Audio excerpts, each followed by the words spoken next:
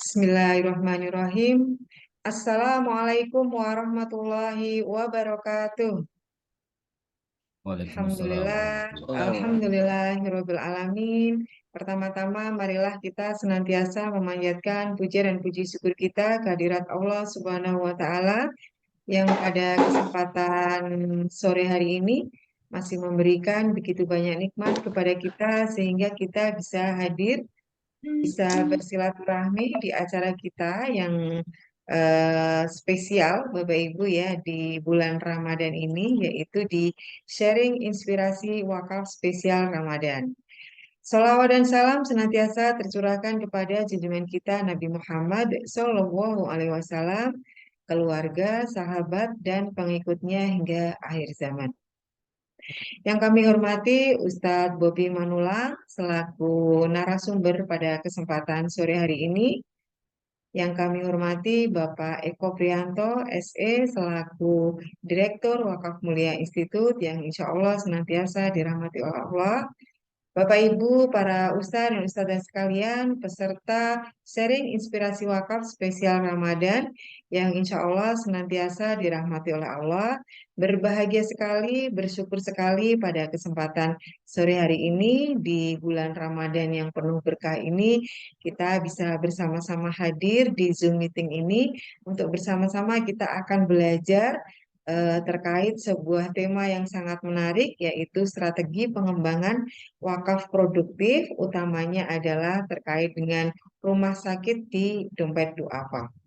Satu hal yang kemudian ingin kita, mengapa kita mengambil tema ini, karena dalam interaksinya dengan banyak ya lembaga atau yayasan mitra dengan wakaf mulia, banyak di antara lembaga-lembaga ini yang kemudian salah satu programnya adalah ingin membuat rumah sakit dengan konsep wakaf. Nah, sehingga kita ingin menghadirkan kepada Bapak Ibu, para pengurus lembaga wakaf ini, konsep rumah sakit yang berbasis wakaf itu yang seperti apa.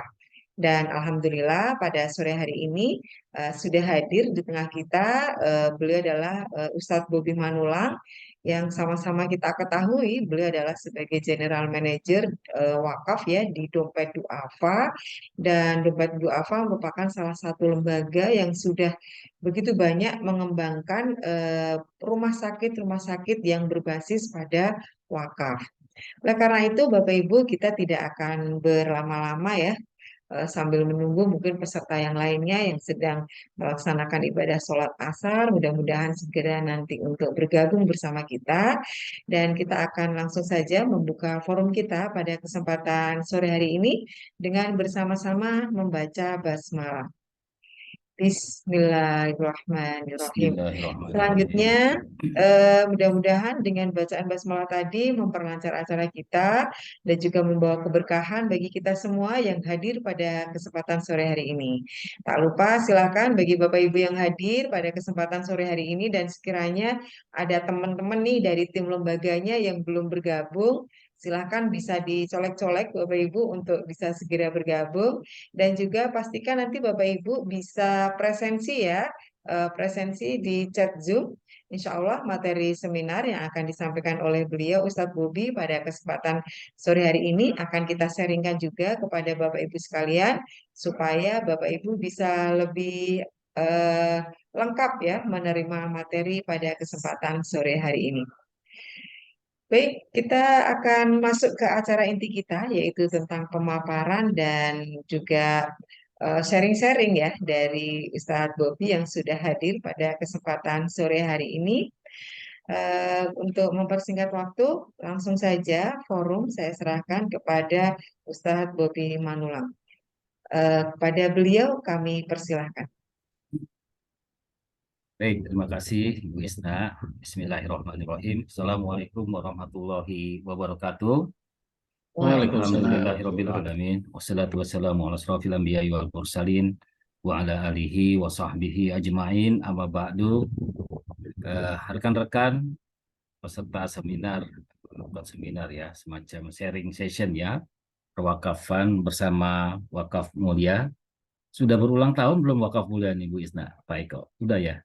Alhamdulillah kemarin bulan Januari Ustadz yang Oh ketiga iya iya masih iya. kecil. Udah yang ketiga ya. Oh iya Iya. iya iya. Tidak Tapi terasa ya Ustadz, alhamdulillah ya dulu sudah pernah ngisi sudah podcast. ini sudah tidak terasa. Tapi alhamdulillah seiring dengan adanya proses sertifikasi ya buat teman-teman yang cukup mengambil peran di dalam apa namanya menyebarkan profesionalisme para wakif ini, sorry, para nazir ini bisa ikut berperan dan berkontribusi besar, dan saya mengapresiasi ya kepada Wakaf Mulia karena memang setelah kalau bermitra dengan BWI-nya sudah 3 tahun juga Bu Isna ya, sudah ya. Baru 1 tahun. Oh baru 1 tahun ya. Ya. Ya baik rekan-rekan semua, berbicara tentang pengelolaan rumah sakit sebetulnya dalam tanda kutip kemewahan memiliki beberapa rumah sakit wakaf bagi dompet duafa itu tidak serta-merta terjadi dengan sendirinya ya. Mungkin teman-teman kalau baca di beberapa deskomvis ya, desain komunikasi visual kita itu memang eh, Dompet Duafa memang sejak dulu merintis kompetensi di dalam hal pelayanan kesehatan masyarakat itu sejak berdirinya LKC ya, Lembaga Kesehatan Cuma-Cuma. Jadi LKC ini merupakan bagian dari program yang dijalankan oleh Dompet Duafa. Basisnya adalah basis pelayanan saja sebetulnya. LKC itu tadinya juga dirintis dengan program pos sehat. Jadi pos sehat itu kita menempatkan satu orang dokter yang punya base activity di beberapa masjid, lalu kemudian antusiasme masyarakat cukup tinggi, kita tingkatkan menjadi LKC. Di level LKC ini, Dompet Duafa sudah mulai melakukan sentralisasi layanan kesehatan, ya. Cuma basisnya baru layanan poli umum. Nah, LKC ini juga akhirnya berkembang, beberapa poli juga dibuka, poli-poli spesialis, dan akhirnya momentumnya pada tahun 2010 tercetus ide bagaimana kalau Dompet Duafa juga mendirikan satu rumah sakit. Nah, atas ide ini terus terang di internal kami itu banyak silang pendapat ya, banyak khilaf gitunya. Ada yang berkata dari mana gitu uangnya. Terus kalaupun kita sanggup membangunnya, ya dari mana nanti biaya operasionalnya dan seterusnya. Karena kan mengoperasionalkan rumah sakit itu bukan sesuatu yang mudah gitu kan ya. Nah, oleh karena itu dengan kepercayaan diri pimpinan kami ketika itu mengatakan sebetulnya uang kita banyak, tinggal kita pindahin dari uang donatur ke kantong dompet duafa gitu kan. Jadi memang waktu itu kita cari momentumnya. Waktu itu belum ada BPJS, di mana layanan kesehatan itu masih sangat sangat sulit. Sampai suatu ketika ada kasus di mana ada seorang pemulung ya yang terpaksa harus membawa mayat anaknya karena meninggal dunia di rumah sakit di apa dengan menggunakan gerobak pemulung itu. Nah, akhirnya di situ kita terenyuh, langsung kita advokasi beliau. Waktu itu kita coba layani penyewaan ambulans dan seterusnya hingga pemulasaran jenazah almarhum anaknya ketika itu.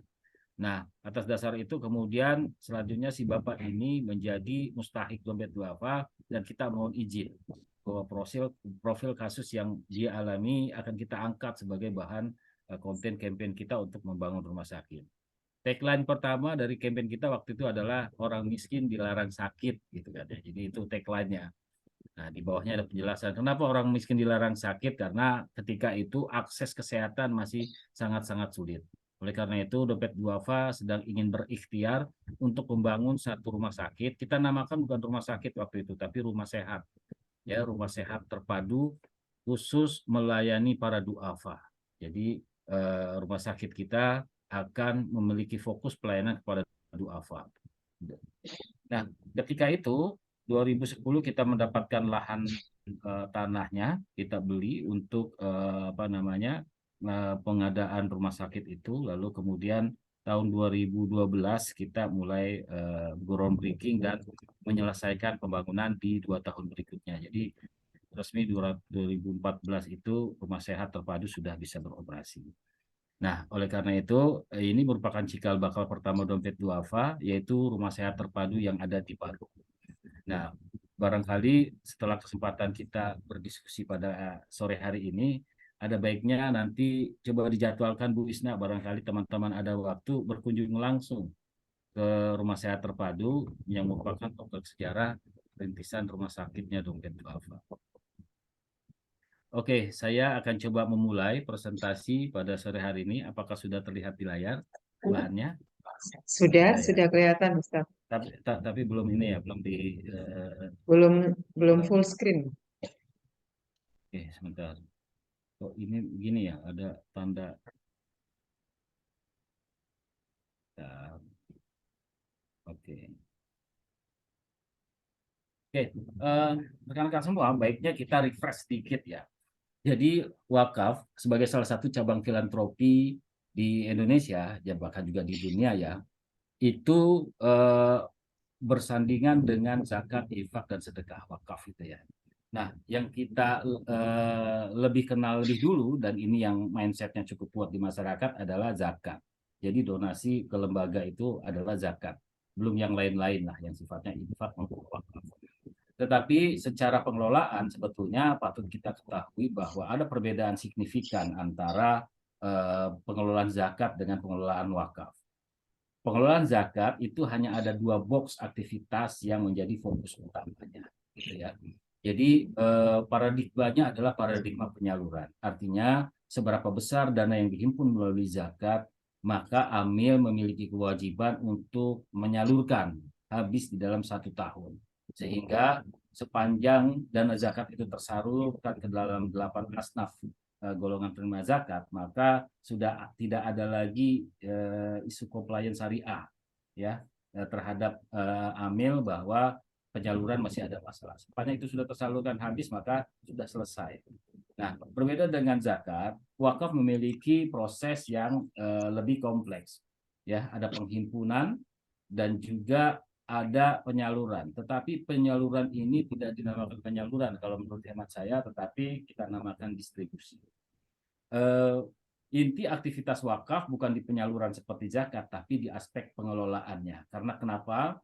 Karena tugas utama dari nazir adalah mempertahankan kekekalan aset wakaf, baik secara nilai maupun kebermanfaatannya. Sehingga aspek pengelola ini menjadi titik paling krusial di dalam pengelolaan harta benda wakaf.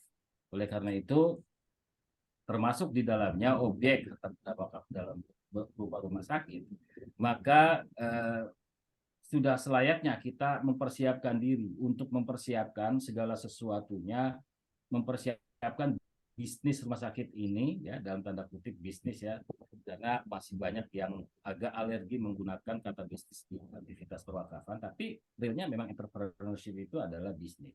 Jadi mempersiapkan bisnis proses sebuah rumah sakit yang intinya adalah merupakan aspek pengelolaan, ini tidak main-main dalam pengertian seorang nazir harus seperti layaknya seorang pimpinan rumah sakit yang bergelar Mars gitu ya, magister ahli magister administrasi rumah sakit.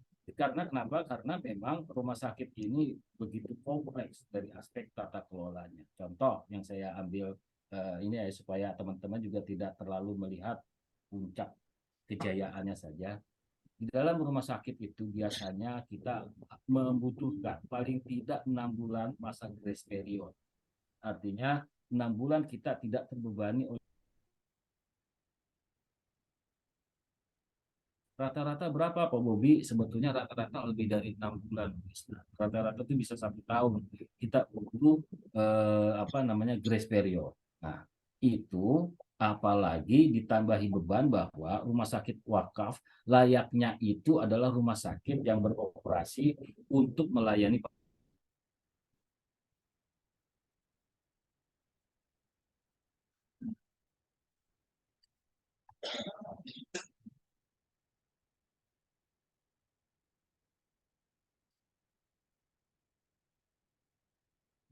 eksekutif gitu ya, dicari pasien yang eksekutif saja, tetapi pasien-pasien duafa juga harus menjadi prioritas utama.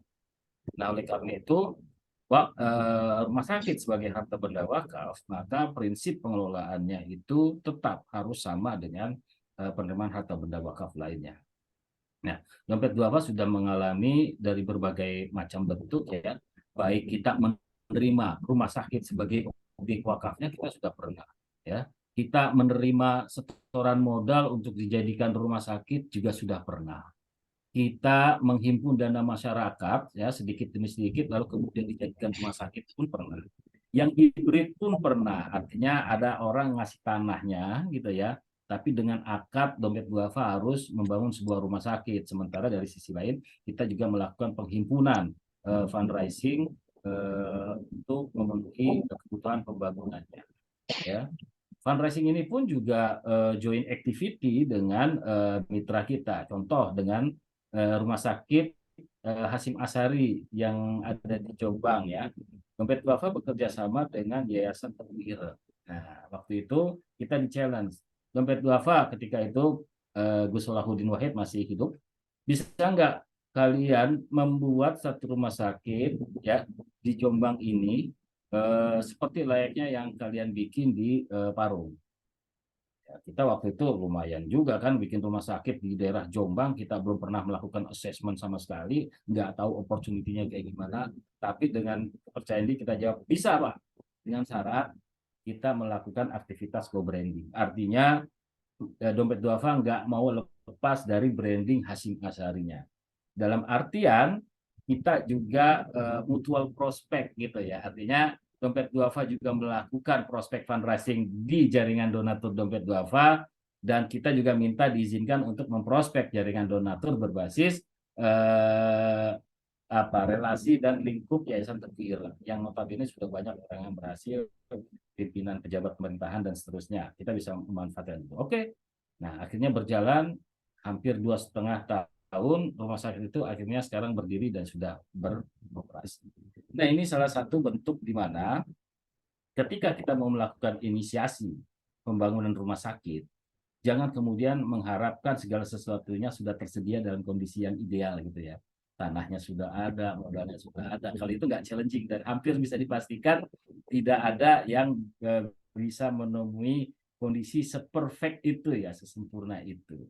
Rumah wakaf memiliki lahan tapi dia tidak punya modal, mereka mengejar kebutuhan modal capital working-nya dari financing perbankan. Nanti akan dikembalikan dalam bentuk cicilan. Dompet duafa ada juga yang berasal dari financing perbankan, tapi sifatnya yang sangat-sangat murah. Skim yang dicocokkan dengan karakter harta benda wakaf. Artinya harta benda itu tidak bisa dijaminkan.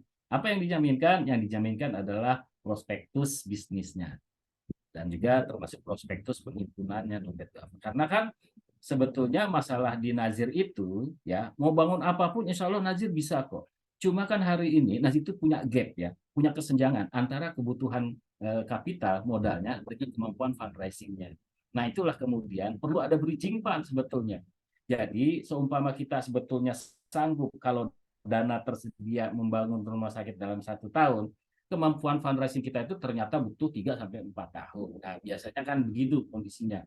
Nah, ini bisa diantisipasi dengan kerjasama pembiayaan melalui lembaga-lembaga keuangan baik perbankan maupun non perbankan. Nah, cuma kita harus mampu menyajikan sebuah prospektus yang meyakinkan calon kreditur kita agar percaya dengan apa yang akan kita coba laksanakan. Bankable nggak dompet duafa, bankable nggak kita di dalam mengakses dana-dana seperti itu. Nah, oleh karena itu itulah yang harus dipersiapkan. Ya, jadi dompet duafa hari ini sebetulnya selain kesehatan itu memiliki 5 pilar ya. Ada pendidikan, ada kesehatan, ekonomi, sosial budaya, dan dakwah. Sekarang kita akan bahas di kesehatannya. Kalau di pendidikan itu ada beberapa sekolah gitu ya. Kalau di bidang ekonomi kita mengembangkan kawasan-kawasan ekonomi produktif berbasis ternak, pertanian, dan juga beberapa akademi ya, akademi yang menunjang aktivitas wirausaha. Oke, kita lanjut saja. Nah ini prinsipnya. Jadi saya mungkin akan lebih memaparkan experience dan best practice dompet duafa ya. Karena terus terang kalau diteorikan apa yang dilakukan dompet duafa ini tidak ada di dalam textbook manapun gitu ya. Karena ini ya campur antara pengalaman terus kemudian improvisasi dan seterusnya. Jadi teman-teman biasanya di dalam membangun sebuah rumah sakit ya, kalau konteksnya kemudian kita ternyata ada wakif yang memiliki kemampuan dana atau barangkali dia memiliki vaskes yang sudah terbengkalai, katakanlah gitu ya. Seperti yang dompet duafa alami di 3 rumah sakit kita. Jadi hari ini ada 7 rumah sakit, 3 rumah sakit diantaranya itu memang langsung diwakafkan kepada dompet duafa. Kenapa demikian? Biasanya owner itu adalah dokter senior yang sudah sepuh, yang secara daily tidak lagi mampu menjalankan manajemen pengelolaan rumah sakitnya. Nah, apabila ada aktivitas penyerahan harta benda wakaf dalam bentuk rumah sakit ini, ya tentunya biasanya pasti ada catatan bahwa wakifnya itu tidak mau lepas begitu saja. Artinya dia masih ingin mendapatkan benefit atas pengelolaan rumah sakit tersebut. Kami melalui persetujuan Dewan Pengawas Syariah masih membolehkan aktivitas atau transaksi penerimaan harta benda wakaf dengan syarat dan ketentuan seperti ini. Asalkan pemberian benefit itu tidak dibebankan kepada nazirnya, Bu Wisna. Tapi dibebankan kepada siapa? Dibebankan kepada PT pengelolanya. Karena yang namanya keuntungan, profit itu kan dia naik turun, ya, supaya wakif juga akan juga merasakan naik turunnya pengelolaan rumah sakit. Nah, kalau misalkan itu diserahkan kepada nazir, pertama tidak ada basis syar'inya nazir itu memberikan langsung, karena harta benda wakaf itu murni dikelola oleh PT pengelolanya. Nah, cuma beberapa prinsip ketika hal seperti ini terjadi, maka apapun konteks perjanjian turunannya ya, termasuk memberikan benefit kepada wakif, beroperasinya rumah sakit itu harus berorientasi kepada pelayanan kepada mauquf alaih. Nah, ini sekaligus saya ingin menjelaskan di dompet duafa yang namanya mauquf alaih itu ada 2. Ada mauquf alaih langsung dan mauquf alaih tidak langsung ya. Kalau konteksnya rumah sakit, siapa yang dikatakan mauquf alaih langsung? Adalah mereka yang menerima manfaat dari layanan rumah sakitnya. Nah, itu mauquf alaih langsung. Lalu siapa mauquf alaih tidak langsung? Adalah mereka yang mendapatkan layanan atau benefit dari keuntungan atau surplus yang dicetak oleh rumah sakit. Jadi kalau mauquf alaih langsung adalah orang yang menerima layanan kesehatan di sebuah rumah sakit wakaf. Tetapi mauquf alaih tidak langsung adalah mereka yang menerima benefit dari hasil surplus rumah sakit. Bentuknya tidak mesti layanan kesehatan. Nah, misalkan rumah sehat terpadu dompet duafa melakukan bakti sosial berupa pemberian perbaikan nutrisi kepada balita dan juga pemberian alat tulis sekolah secara gratis.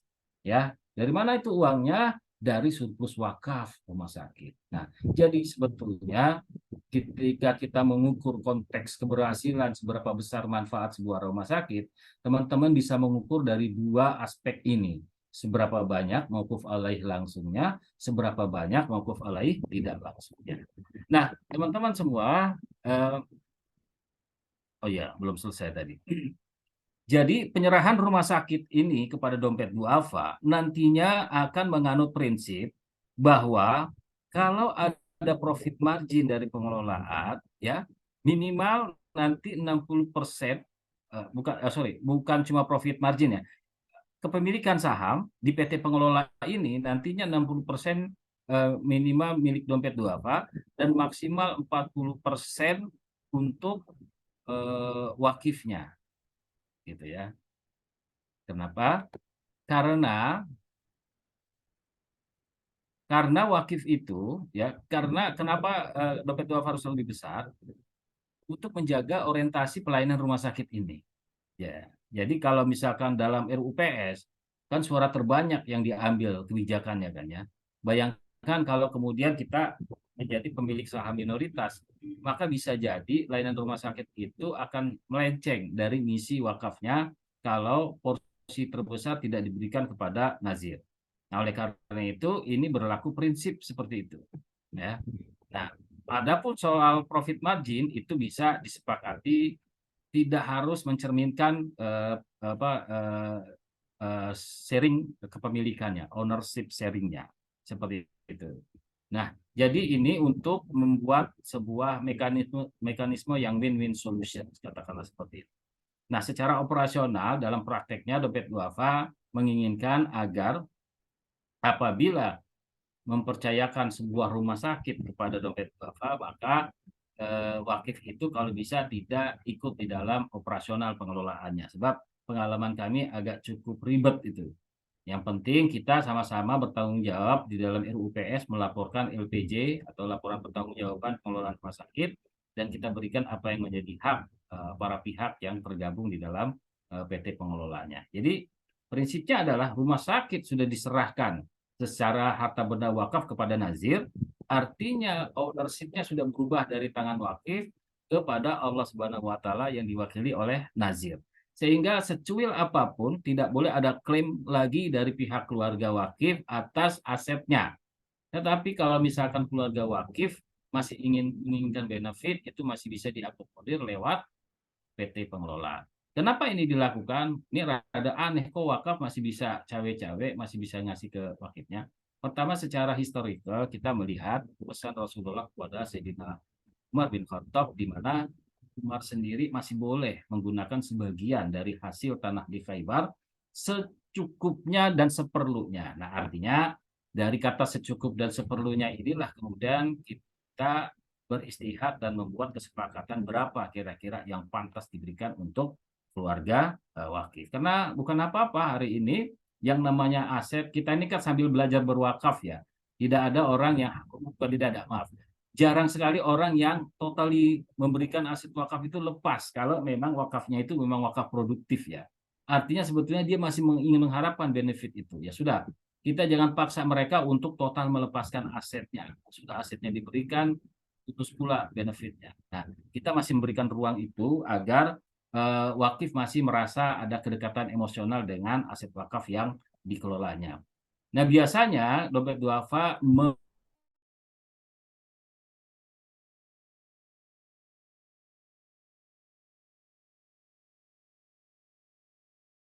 kami kita tuangkan bahwa pemberian manfaat maksimum sebagai kepada garis keturunan kedua, artinya ke anak, lalu yang kedua ke cucu. Setelah itu sudah tidak boleh lagi. Artinya berhenti sampai di cucu, kita sudah boleh lepas untuk memberikan manfaat. Oke ya. Nah, dalam prinsip pengelolaan rumah sakit ya, itu yang kita sebut dengan wakaf mustarak. Artinya wakaf yang selain dia memberikan manfaat sosial, tapi dia juga memberikan manfaat secara ahli kepada ahli waris wakifnya. Ini boleh?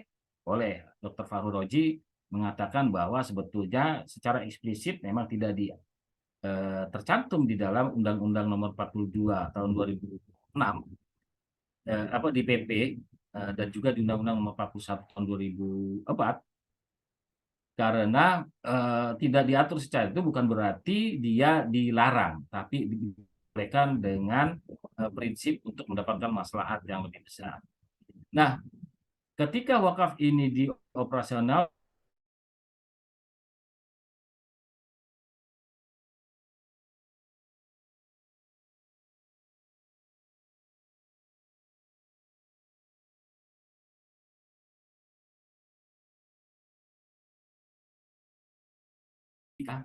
mana yang itu untuk pokok wakaf, mana yang surplus wakaf. Itu pertama. Yang kedua, dari surplus wakaf dibagi kepada tiga, paling tidak ya, yaitu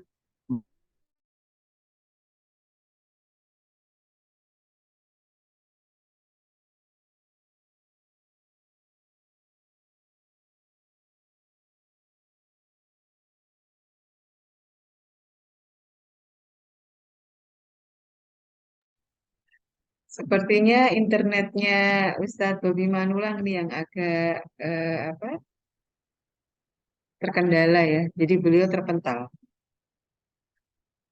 Nah, silakan Ustadz. Mohon maaf ya, tadi sempat ini saya coba ganti WiFi dulu sebentar. Mohon izin.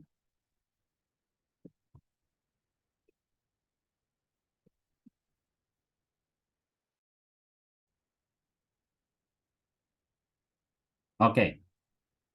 Oh, sorry. Gimana sekarang? Apa bisa terdengar? Sudah jelas Ustadz. Oke, ya. Saya share screen lagi ya, mohon maaf. Oke, kita tadi sampai di sini ya. Nah, jadi tadi ada prinsip pemisahan revenue. Jadi mana yang surplus wakaf itu harus dibagi ke dalam 3 pos gitu ya. Pertama, dia pos untuk mauquf alai. Berapa besarannya? Biasanya 40 sampai 60%. Katakanlah kita ambil 50%-nya ya. 50% dari revenue akan kita bagikan kepada mauquf alai. Nah, lalu kemudian 30%-nya untuk apa misalkan apa 40%-nya untuk apa? Untuk reinvestasi. Karena rumah sakit itu kan pasti perlu permajaan. Entah itu fisik bangunannya atau mungkin alat-alat kesehatannya. Maka itu bisa dicadangkan dari 40% maksimal untuk penggunaan dana-dana reinvestasi ini. Lalu kemudian 10% untuk nazirnya. Nah, gitu. Jadi saya pikir ini 3 pos yang paling tidak harus kita rencanakan di dalam pengelolaan operasional rumah sakit. Yang kedua adalah prinsip pemisahan kelembagaannya, ya, peran kelembagaannya. Tadi yang saya katakan bahwa nazir dan PT pengelola ini adalah 2 entitas yang berbeda. PT pengelola itu adalah mutawalinya, orang yang ditunjuk oleh nazir untuk bisa mengelola sebuah harta benda wakaf. Ya, jadi jangan sampai ketukar peran ini, ya. Nanti aktingnya orang PT pengelola atau mutawali seperti layaknya nazir gitu kan ya. Dia merasa itu aset miliknya sehingga dia nanti adalah mengagunkan pinjaman dengan agunkan aset. Nah, itu nggak boleh. Nah, nazir kalau sudah menyerahkan kepada mutawali juga tidak boleh bersikap peran seolah-olah terlalu mengintervensi pengelolaan dalam pengertian misalkan eh, aspek keuntungan coba dirubah sharingnya. Nah, itu juga nggak boleh. Artinya kita harus menghormati juga pengelolaan yang dilakukan oleh PT pengelolanya. Nah, langsung kemudian adalah prinsip dimensi waktu dan acuan porsi besaran benefitnya. Artinya begini, dimensi waktu itu kita harus melihat apakah harta benda wakaf yang dikelola dalam hal ini rumah sakit ini ya punya aturan term and condition apakah harus selamanya atau mungkin berjangka. Kan ada juga yang begitu. Jadi dia mewakafkan rumah sakit tapi berjangka. Ada juga 25 tahun, 30 tahun gitu kan ya. Nah, ada juga yang selamanya. Nah, itu harus dilihat sehingga dalam hal perencanaan bisnisnya juga harus berbeda. Karena dalam konteks menyiapkan proyeksi cash flow-nya juga kan pasti berbeda kan. Mungkin kalau 25 tahun ya dia harus break even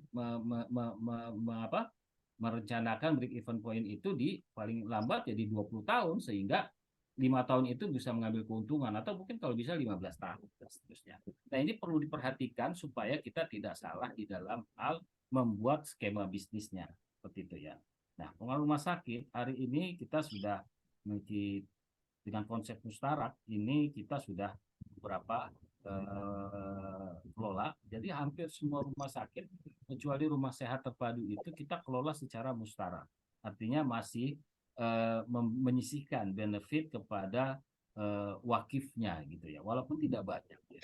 Seperti itu. Karena kenapa? Karena ini tidak rumah sakit itu merupakan aset produktif yang sangat sayang gitu kan ya, apa diberikan secara full. Jadi kan Allah bilang tidak akan sempurna imammu sampai kamu memberikan hartanya harta yang paling baik. Nah, ternyata orang tidak bisa sepenuhnya seperti itu ya, kita ajak belajar dulu lah bagaimana kita masih juga memberikan benefit kepada wakif walaupun tidak memberatkan. Nah, jadi teman-teman hari ini kita memiliki 1, 2, 3, 4, 5, 6, 7. Oh sorry, ini ada yang rumah sakit itu ada 7 ya, dan beberapa levelnya klinik. Jadi sebetulnya yang 7 unit itu ya rumah sakit. Tapi kalau bicara level klinik, kita sudah banyak sekali klinik sebetulnya. Belum lagi klinik yang berbasis programnya dompet duafa yang namanya LKC itu hampir di setiap provinsi ada LKC. Nah, inilah merupakan yang kita sebut dengan hospital network kita. Jadi sehingga banyak seperti ini sebetulnya keberhasilan kita adalah memformulasikan apa yang namanya syariah blended finance untuk hospital network. Apa itu syariah blended finance? Yaitu penggabungan antara penggunaan dana-dana wakaf dengan dana-dana zakat, infak, dan sedekah. Bagaimana operasionalnya? Jadi di kami pembangunan fisik rumah sakit, bangunannya itu menggunakan dana-dana wakaf seperti itu. Nah, lalu kemudian layanan kesehatan kepada para duafanya itu menggunakan dana zakat, infak, dan sedekah. Mengapa hanya untuk khusus para duafa? Ya karena mereka lah yang memiliki hak sebagai 8 astab. Sehingga rumah sakit dibangun satu hal, bagaimana menghidupkan rumah sakit itu juga kan hal lain yang butuh suntikan operasional. Nah, oleh karena itu, supaya kita mendapatkan justifikasi untuk bisa menggunakan dana zakat, infak, dan sedekah untuk operasional rumah sakit, maka rumah sakit itu harus melayani pasien-pasien duafanya. Nah, ini terjadi pola mutual check di mana divisi program di Dompet Duafa akan melakukan checking terhadap daftar pasien yang ada di rumah sehat terpadu. Bagi mereka-mereka yang proven dianggap sebagai duafa, lolos uji sebagai mustahik, wah sebagai mustahik aja ada ujiannya ya kalau di Dompet Duafa ya. Jadi lolos uji sebagai mustahik itu baru bisa dilayani full oleh Dompet Duafa. Ada yang semi-semi mustahik ya, ada apa? Yang semi-semi mustahik itu artinya dia masih bisa dibantu hanya dengan memberikan iuran BPJS-nya saja. Nah, gitu juga seperti itu. Lalu apakah penggunaan dana zakat, infak, dan sedekah dengan pola seperti ini akan habis pakai? Berarti Pak Bobi semakin banyak pasien akan semakin menggerus penggunaan dana zakat dong, gitu kan ya. Pertama, kalaupun itu terjadi sebetulnya tidak apa-apa sepanjang memang yang dilayani adalah 8 asnaf terima zakat. Tapi formulasi blended finance ini akan bisa berlaku revolving ya. Revolving itu dalam pengertian dia bisa terus berputar. Artinya begini, yang digunakan dari dana zakat, infak, dan sedekah itu kita perlakukan sebagai dana talangannya. Tetapi di sisi lain kita memberikan subsidi iuran BPJS. Andai kata misalkan Pak Ali nih ya, misalkan ya. Pak Ali misalkan mustahik di Dompet Duafa, mohon maaf nih Pak, ini cuma contoh aja Pak.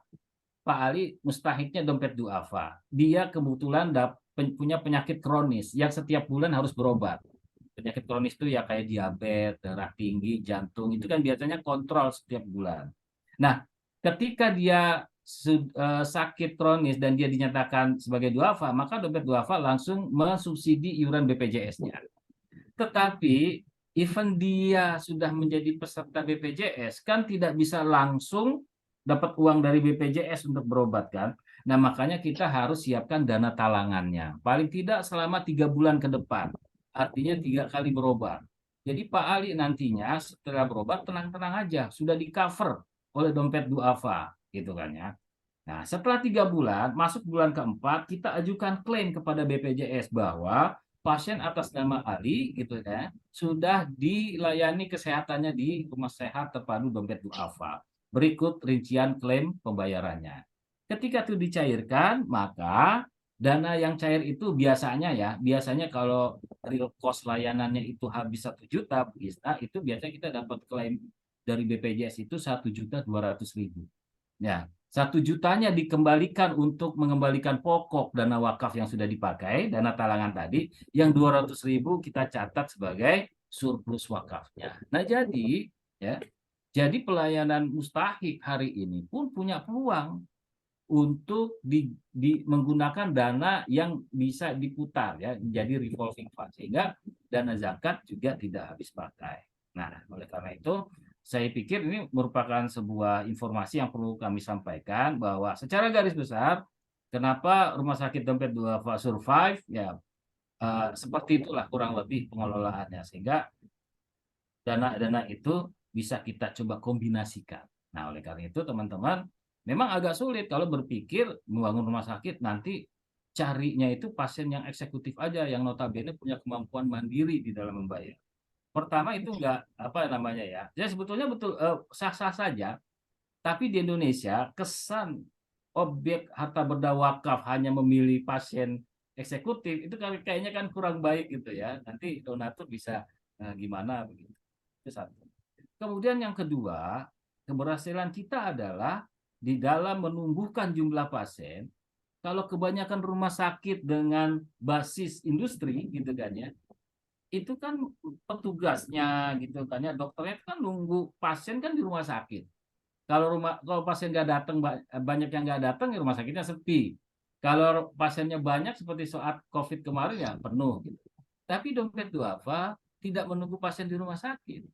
Ada pola-pola jemput bola ya berbasis program di mana tadi kita menggunakan ya lini-lini kayak program pos sehat di masjid, ada program LKC keliling gitu ya. Itu dia masuk ke kampung-kampung ya, melayani kesehatan duafa secara gratis. Tetapi setelah mereka dilayani, dicatat, dibuat rekam medisnya, nanti ini jadi input rumah sakit bahwa saya tadi baru melakukan aksi layanan sehat, ini ada daftar pasien duafa, tolong dilayani kalau mereka datang. Jadi ada proses jemput bola, proaktif untuk mencari pasien sampai ke kampung-kampung. Nah, kalau misalkan mereka duafa gitu kan ya, langsung di subsidi BPJS. Kalau misalkan mampu, ya sudah, tinggal dirujuk aja. Kan biasanya kalau dokternya ini, nanti ngerujuknya kan dokter itu lagi, biasanya pengen begitu. Misalkan lagi hamil dan seterusnya. Nah, jadi seperti misalkan program USG gratis, bayar pakai doa. Nah, itu kan orang kan, wah bener nih USG gratis di dompet duafa. Betul, bayarnya pakai doa aja, Bu. Nah, cuma bukan di situ dompet duafa, ambil benefitnya bukan dari seperti itu. Yang jadi benefit dompet duafa adalah ketika si ibu ini bersedia jadi pasien rumah sakitnya. Ya gitu. Jadi ibu nanti kalau ibu mau merujuk kehamilannya, datang ke rumah sakit kami ibu ya yang di sini. Nih ibu kita kasih surat rujukannya. Nah, jadi seperti itulah cara-cara marketing di mana menumbuhkan pasien. Karena beberapa rumah sakit yang tadinya boleh dibilang hampir kayak kuburan, nggak ada pasien gitu ya. Di tangan dompet duafa, 1-2 bulan beroperasi, langsung 300% jumlah pasiennya. Karena kenapa? Karena kita tidak menunggu pasien di rumah sakit, tapi kita masuk ke dalam, buka program layanan sehat cuma-cuma kepada masyarakat pesisir Jakarta gitu ya, masyarakat kampung terpencil. Nah, nanti kita jadikan mereka sebagai pasien yang dirujuk ke rumah sakit.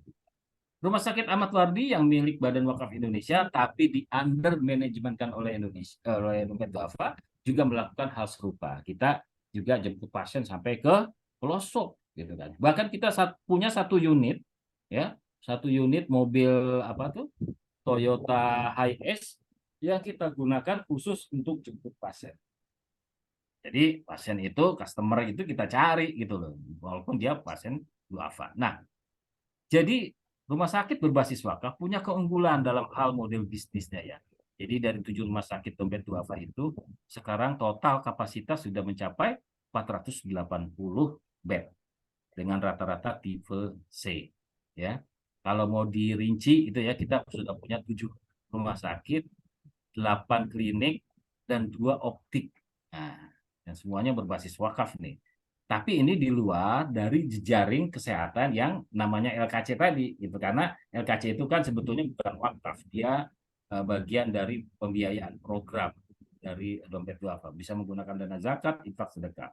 Tapi bangunannya diupayakan dari wakaf. Nah, kita hari ini punya 50 dokter spesialis, coba bayangin ini kan, Masya Allah, ini saya kebayang banget ya, karena saya pernah merintis pendirian rumah sakit ini dari tadi tuh Bu Isna, dari mulai LKC-nya, bahkan saya sempat dengan TV One saat gempa Sumbar 2009, tahun 2011-nya saya diminta untuk membawa atau membangun klinik terapung dalam bentuk 2 kapal ya, yang di dalamnya diinstal alat kesehatan. Satu ditujukan untuk Papua Barat, satu di Kepulauan Mentawai. Nah itu waktu itu PIC project-nya tuh saya. Jadi saya jadi manajer proyeknya, kadang ke Mentawai, kadang ke Papua memonitoring program ini. Jadi kerasa betul memang kepercayaan donatur timbul karena memang kompetensi yang kita bangun sedikit demi sedikit. Ya, artinya tidak serta-merta kemudian oh iya Dompet Duafa pengen bikin rumah sakit, ayo dukung. Tidak seperti itu. Di RST yang di Parung itu di awal-awal kita bilang mau bangun rumah sakit aja gitu ya. Itu sedikit sekali jumlah itunya paling cuma 2 miliar. Tapi begitu kita turunkan ya, begitu kita turunkan campaign yang tadi itu orang miskin dilarang sakit, langsung di dalam 1 tahun, bukan tahu 1 tahun nggak sampai 8 bulan lah itu langsung 22 miliar. Nah, akhirnya jadi satu bangunan pertama rumah sakit kita, dan disitulah kita mulai merintis satu persatu, karena intinya adalah apa yang kita capai langsung kita publish, apa yang kita capai langsung kita berikan ruang exposure supaya seeing is believing terjadi gitu. Artinya keamanahan Dompet Duafa di dalam menyalurkan betul-betul dana masyarakat untuk rumah sakit itu akhirnya juga bisa terlihat. Nah, jadi prinsip kami adalah walaupun rumah sakit kami kita kelola dalam bentuk bisnis ya, tapi tetap bahwa kami punya wajah kemanusiaan di mana wakaf itu, objek wakafnya itu harus melayani. Jadi prinsip kami tetap menjalankan secara profesional, tetapi basis itunya apa namanya basis pasiennya, meskipun basis pasiennya itu adalah pasien duafa. Dan Bu Isna, setiap rumah sakit kami kita wajibkan untuk ikut akreditasi KAS. Artinya KAS itu adalah akreditasi dari Komite Administrasi Rumah Sakit Indonesia. Nah, beberapa di antaranya sudah terakreditasi dan 3 rumah sakit sudah paripurna, bintang 5 ya. Artinya kalau rumah sakit sudah dapat bintang 5 itu, sudah disamakan lah sama lainnya rumah sakitnya Pertamina, Pondok Indah seperti itu. Cuma karena profil pasiennya aja yang duafa, jadi nggak kelihatan rumah sakit mewah, dan kita memang nggak perlu terlihat mewah. Ya. Nah, ketika mengelola rumah sakit, percayalah bahwa kalau hanya basisnya layanan rumah sakit, itu biasanya akan keteteran tuh ya. Kecuali ada kondisi khusus di mana kayak COVID kemarin tuh memang sangat berlimpah kita. Tapi dalam kondisi-kondisi yang reguler, biasanya kita harus menghasilkan turunan-turunan layanan yang basis senternya tentu di layanan rumah sakit. Kita ada healthcare development ya. Jadi healthcare development itu layanan kesehatannya itu tidak hanya di rumah sakit, tapi kita juga melakukan home care ke rumah-rumah dan seterusnya gitu kan ya. Itu seperti itu. Kita juga mengembangkan sebagai posisi sebagai konsultan rumah sakitnya, Bu Isna. Jadi kenapa kita ingin menjadi konsultan rumah sakit? Karena kita punya banyak pengalaman ya, model-model dan SOP yang menunjukkan bahwa rumah sakit berbasis wakaf berhasil Dompet Duafa kelola. Terus kemudian manajemen operator. Nah, ini contohnya adalah ketika kita mengelola rumah sakitnya Badan Wakaf Indonesia di Serang, namanya Rumah Sakit Mata Ahmad Yani. Di awal pembangunan rumah sakit itu, Masya Allah, rumah sakit itu terbengkalai, Ibu Isna. Jadi BWI waktu itu zaman almarhum Pak Mahfuz Basuni itu berinisiatif untuk membangun rumah sakit ibu dan anak di atas tanah wakifnya. Gitu. Tapi 4 tahun berjalan rumah sakit itu tidak bisa dilanjutkan karena kekurangan fundraising. Nah, artinya Dompet Duafa ditawarkan, ya sudah, karena sifatnya harta benda wakaf tidak bisa dialihkan waktu itu, tidak usah dialihkan. Cuma Dompet Duafa dapat hak eksklusif untuk mengelola selama 25 tahun. Nah, disinilah kemudian manajemen operator kali pertama dilakukan oleh Dompet Duafa. Dan kali kedua di Rumah Sakit As-Saidah di Jakarta Timur. Ya, yang terakhir adalah Hospital Advisory. Jadi bagi lembaga-lembaga yang memang punya niat untuk membangun rumah sakit, bisa secara teknikal itu berkonsultasi dengan PT Dompet Duafa Medica sebagai PT pengelola atau mutawalinya Nazir Dompet Duafa dalam bidang kesehatan.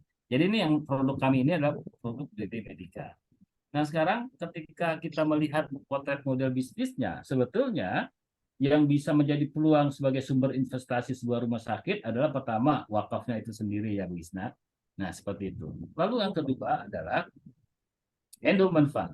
Artinya endowment fund ini bagaimana kita menciptakan sebuah kanal ya, penghimpunan dari donatur kita, yang mana penghimpunan wakaf-wakaf tunai ini nanti akan diperlakukan sebagai endowment fund. Artinya boleh digunakan, tapi tidak boleh habis pakai. Nah, itu kan prinsip penggunaan wakaf uang kan begitu ya.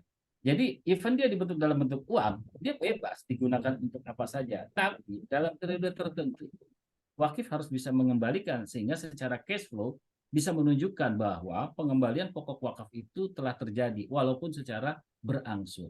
Nah, model-model endowment fund ini dijalankan. Artinya Dompet Duafa Medica sebagai PT pengelola mengajukan proposal bisnis yang di situ mencerminkan bagaimana bisnis itu akan dikelola, bagaimana kesanggupan pembayaran angsuran dari wakaf yang disalurkan kepada DD Medica sebagai modal kerja. Ketika itu kemudian dinyatakan visible, gitu kan ya, maka transaksi terjadi. Apa yang saya kumpulkan di lembaga dompet duafa boleh disalurkan untuk proposal pengembangan rumah sakitnya dompet duafa Medica. Nah, ini salah satunya. Yang terakhir adalah commercial investment. Nah, tentunya ini perlu kehati-hatian karena jangan asal berani. Sebab yang namanya bisnis rumah sakit itu kadang-kala untuk masa masa stabilnya gitu ya. Artinya dia stabil di dalam grafik omsetnya itu tidak bisa dicapai dalam waktu singkat, sehingga perlu dicermati betul. Nah, yang lainnya adalah karena kita berbasis lembaga sosial, sebetulnya rumah sakit kita ini juga bisa didukung dari dana-dana hibah government. Nah, contoh misalkan dompet duafa mendapatkan dukungan dana hibah dari Pemprov Jabar. Waktu itu Pemprov Jabar memberikan dana 1,5 miliar untuk membangun poli anak di rumah sehat terpadu. Nah, karena yang maju adalah dompet duafa, sehingga hibah itu bisa digelontorkan. Nah, cuma hibah yang sudah dikonversi menjadi poli anak ini lalu kemudian diserahkan kepada DD Medica sebagai mutawalinya, sebagai PT pengelolanya, dengan satu perjanjian kerjasama di mana PT DD Medica ini harus mengembalikan memberikan surplus wakaf dari dioperasikannya poli anak ini. Nah, private atau retail atau corporation insurance. Nah, ini juga sebetulnya bisa jadi sumber juga karena kerjasama dengan lembaga asuransi dalam hal layanan medis sudah sering sekali terjadi. Ya, siapa pasien yang yang menjadi layanan kita, yaitu ada pasien duafa dan program kesehatan. Ini kita tandai merah nih karena yang merah ini harus kita subsidi. Cuma subsidinya ada yang full, ada yang tidak full, yang tadi saya sampaikan. Siapa yang full? Biasanya yang orang duafa tadi tapi tidak punya dokumen catatan sipil. Jadi misalkan kaum urban yang tiba-tiba ada gitu ya, tinggal di pinggir-pinggir kota Jakarta, tapi dia nggak punya KTP, ya gitu ya. Dia nggak punya KTP, dia nggak punya kakak gitu kan ya. Jadi tidak punya administrasi kependudukan. Nah, ini biasanya mau nggak mau harus kita layani secara full menggunakan dana zakat karena tidak bisa dipesertakan dari BPJS gitu kan. Even misalkan pasien duafa yang bisa dipesertakan BPJS pun harus kita siapkan dana talangannya. Yang kedua adalah pasien umum ya. Ini supaya teman-teman tahu ini prospek nanti pendapatannya tuh dari mana sih gitu kan. Pasien umum. Jadi pasien umum ini adalah pasien yang memang secara mandiri mampu berbayar gitu kan ya. Pasien asuransi pemerintah yaitu BPJS. Nah, selain dari layanan berobat jalan maupun rawat inap, kita juga menyediakan medical check up dalam bentuk misalkan CSR ya. Jadi pengelola rumah sakit itu harus kreatif karena kalau nggak begitu Bu Ista, biasanya kita pendapatannya itu tidak ada sumber alternatif yang signifikan. Jadi medical check up ini bisa berbasis CSR juga, misalkan menjelang hari kanker nasional, misalkan gitu ya, kita lakukan medical check up berbasis kunjungan ke pabrik-pabrik, misalkan gitu. Nah, itu CSR. Jadi berapa ribu karyawan wanita di pabrik X, misalkan gitu, itu dicek kanker serviknya, gitu, atau kanker payudaranya. Ya. Nah, itu berbasis layanan itu bisa jadi sumber-sumber pendapatan baru, gitu kan ya. Nah, karena memang harus kreatif seperti itu dan lumayan signifikan. Taruhlah COVID kemarin tuh karena ada swab test dan segala macam itu juga termasuk hal-hal yang cukup menguntungkan. Nah, jadi di dalam proses pengoperasian rumah sakit ini ya Maaf. Jadi skema sosial bisnis rumah sakit itu pertama dia tetap bertumpu antara nazir dengan dompet duafa medika sebagai mutawali.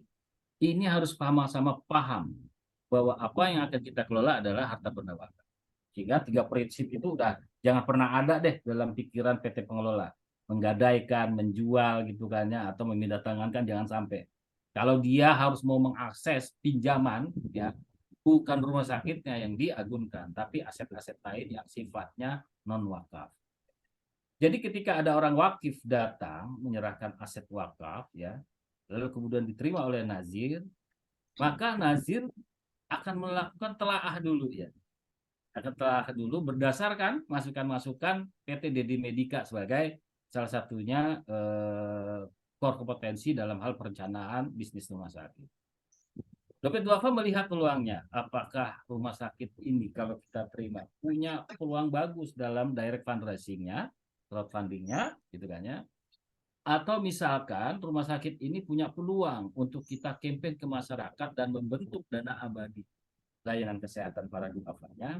Atau yang terakhir, yang semi-semi komersial, ada nggak sih investor yang mau invest untuk menyempurnakan ya fasilitas rumah sakit ini sampai dia siap beroperasional.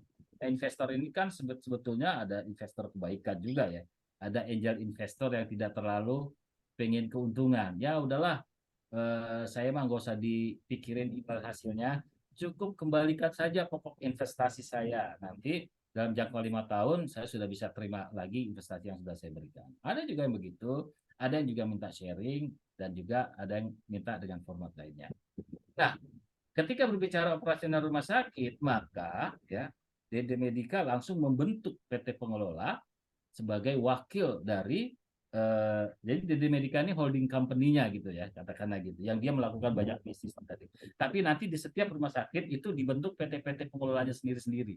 Nah ini kita berbicara dompet duafa yang sudah scale up-nya udah agak besar ya dalam hal mengelola rumah sakit. Tapi kalau misalkan baru cuma punya satu klinik, nggak usah sampai kayak begini, nggak usah harus ada holding-holdingnya. Nah, jadi dompet duafa Medika dia harus menyiapkan perencanaannya, lalu dia kemudian menunjuk dan menyiapkan manajemen rumah sakitnya. Jadi kalau ada 7 rumah sakit, kan manajemennya sendiri-sendiri itu. Nggak boleh satu manajemen kelola 2 rumah sakit, nggak boleh juga. Jadi satu rumah sakit, satu manajemen. Nah, persiapan ke arah sana itu dilakukan oleh DD Medika. Nah, DD Medika hanya boleh melakukan aktivitas penghimpunan bukan dalam konteks crowdfunding, endowment fund dan investor. Ya, kalau investor itu harus konsultasi ke nazir, kecuali investor yang pengembaliannya murni dari surplus manajemen PT pengelola.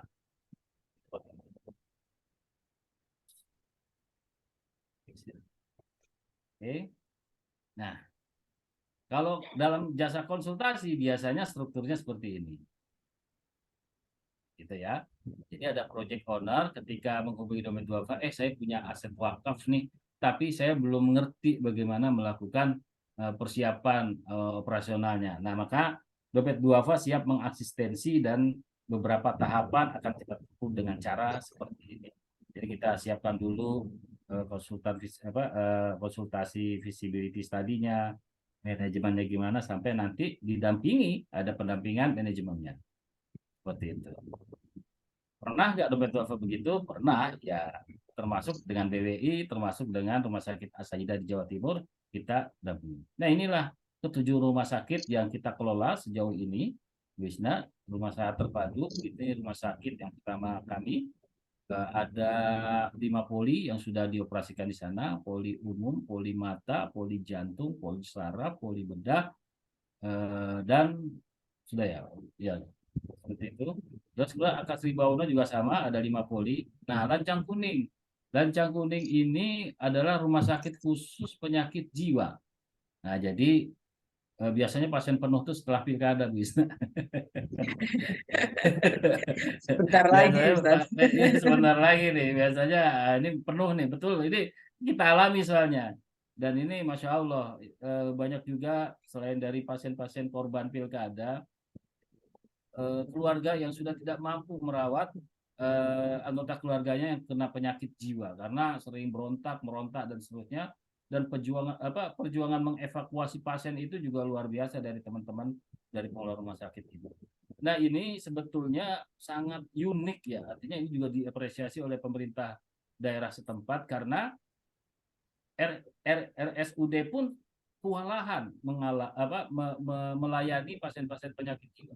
Sehingga kalau ada rumah sakit yang mengambil positioning mau merawat khusus penyakit jiwa, ini dihargai betul dan bisa bermitra dengan dinas kesehatan di sana. Ya, yang keempat Sayyidah ini juga ada di Pondokopi. Nah, Sayyidah ini yang tadi saya bilang sepi, hampir tidak ada, belum tentu ada satu pasien pun setiap hari. Nah, kita masuk ke sana, kita buka layanan kesehatan cuma-cuma di kampung sekeliling rumah sakit ini. Alhamdulillah langsung 300% itu dicapai dalam waktu 2 bulan, malah mungkin 1,5 bulan, karena kita langsung memberikan surat rujukan bagi mereka untuk dirawat di sini. Yang kelima, Rumah Sakit Mata Ahmad Wardi. Nah, ini juga betul-betul merupakan perjuangan karena ketika ditinggalkan, saya juga lagi-lagi termasuk yang mengawali ini. Jadi saat ditinggalkan oleh BWI itu alang-alangnya aja sudah 1,5 kali tingginya dari tinggi saya. Di dalamnya rumah sakit ini jadi sarang kelelawar, betul-betul sarang kelelawar, gelap gitu ya. Jadi kalau kita nonton film Batman itu udah mirip seperti itu. Dan berbulan-bulan, bahkan ketika rumah sakit ini sudah jadi, sudah selesai, itu masih keluar masuk kelelawarnya. Ternyata yang namanya koloni kelelawar itu ada ratunya. Nah, ratunya itu masih di situ. Ketika kami tangkap, ada ratu sebesar ayam jago, ayam Bangkok gitulah. Nah, itu setelah itu selesai baru keluar semuanya. Kondisinya sangat mengenaskan bangunan rumah sakit ini. Kusen-kusennya dicuri orang, kabel-kabelnya dicuri orang, begitu apa masuk, pelan-pelan melakukan rekondisi dan renovasi, akhirnya bisa beroperasional. Yang kemudian yang keenam, Gria Medica itu di Lampung. Gria Medica di Lampung itu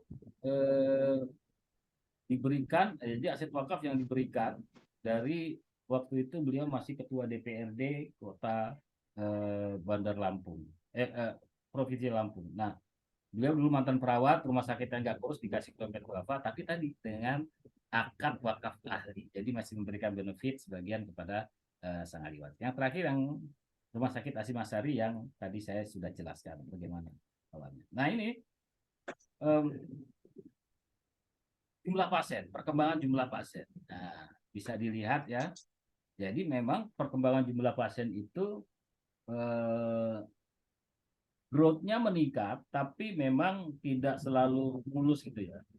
Kita jujur-jujur aja menampilkan data, waktu ada penurunan di 2019 ke 2020 gitu kan, terus kemudian naik lagi dan naik lagi. Ya memang seperti itu pasien itu.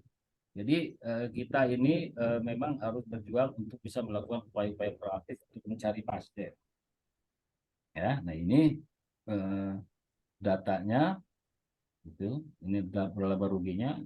Pernah rugi, pernah untung gitu loh. Jadi teman-teman jangan lihat ujungnya aja, endingnya aja. Proses berdarah-darah ini juga barangkali nanti akan dilalui. Artinya saya ingin memberikan sebuah pesan di mana harus ada buffer gitu ya, harus ada dana cadangan untuk mengcover manakala nanti satu dan lain hal terjadi penurunan jumlah pasien. Jadi memang tidak selamanya manis ya. Pokoknya intinya keberhasilan utama kita coba perjuangkan bahwa fasilitas kesehatan kita, entah itu klinik atau rumah sakit, itu bisa jadi provider BPJS saja. Nah, itu sudah bagus.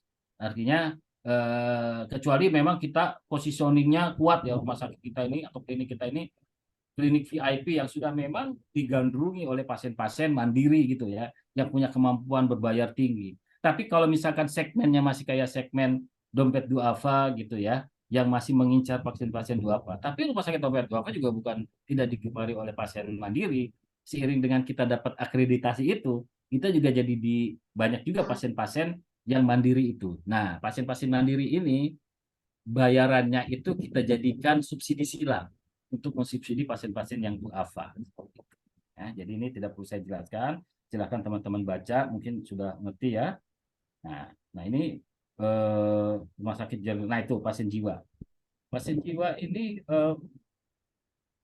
cukup banyak kan ya. Coba bayangin 23.000 di angka itu 23.000 di 134.000. Oh sorry, bukan pasien jiwa, pasien per jiwa ya. Jadi 4 miliar dan seterusnya itu laba sebelum pajak gitu ya. Nah ini saya kita tampilkan. Ada uangnya, ada. Jadi cukup prospektus selama kita mengelolanya benar gitu ya. Nah gitu. Nah, ini bisa kelihatan bagaimana kita mengelola rumah sakit. Nah inilah kemudian rumah sakit juga harus mau berjejaring. Contoh ya, dalam hal kebutuhan dokter spesialis, ternyata senioritas itu sangat tinggi. Kita nggak boleh sembarang meng-hire dokter spesialis yang tidak dapat izin dari seniornya. Siapa itu seniornya? Ya dokter senior yang tergabung di dalam asosiasinya. Misalkan Perdami, Persatuan Dokter Ahli Mata, misalkan gitu ya. Jadi kalau misalkan Bu Isna ini dokter spesialis mata, Bu Isna praktek di rumah sakit saya dong. Belum tentu Bu Isna langsung mau sendiri loh, walaupun diri pribadinya mau gitu ya. Tapi kalau asosiasinya nggak mengizinkan, nggak akan mau praktek di rumah sakit tempat baru. Pasti diintimidasi gitu. Ini prakteknya ya. Makanya kemarin Menteri Kesehatan tuh ribut-ribut soal izin praktek dan dokter spesialis. Itu karena memang prakteknya memang begitu, Bu Isna. Ada senioritas, ada intimidasi kalau dokter-dokter itu nerima job tanpa ada koordinasi dulu. Nah, gitu loh. Nah, jadi memang mudah-mudah gampang, nggak usah yang susah-susah lah. Nama rumah sehat terpadu itu kan sama dompet duafa sudah memang kita persiapkan gitu ya. Ya, itu udah berapa purnama itu kita coba persiapkan. Tapi begitu kita ajukan ke Departemen Kesehatan ya, nggak boleh nih gitu. Nggak ada tuh fasilitas kesehatan di Indonesia. Nomenklaturnya itu rumah sehat terpadu. Semua harus ikutin nomenklatur kita rumah sakit. Akhirnya kita namain rumah sakit kita itu rumah sakit rumah sehat terpadu. Nah ini salah satu yang menarik lah ya gitu seperti itu. Nah, jadi itu aja Bu mungkin yang ingin saya sampaikan. Mohon maaf, enaknya mungkin kita berdiskusi untuk sisa waktu yang masih ada. Kalau enaknya juga mungkin nanti kita bisa coba range like waktu dengan PT pengelolanya. Nah, itu lebih oke. Ya apa-apa, nanti Wakaf Mulia mau benchmarking, pengen tahu lebih baik tentang aspek rumah sakit, nggak apa-apa, silakan. Itu aja mungkin teman-teman, Ibu Wisna, Pak Eko, terima kasih. Saya ini masih sedikit pengetahuannya, insya Allah bermanfaat dan apa yang saya sampaikan bisa menjadi bahan diskusi yang konstruktif bagi kita semua. Sementara itu saja, billahi taufik wal hidayah. Assalamualaikum warahmatullahi wabarakatuh.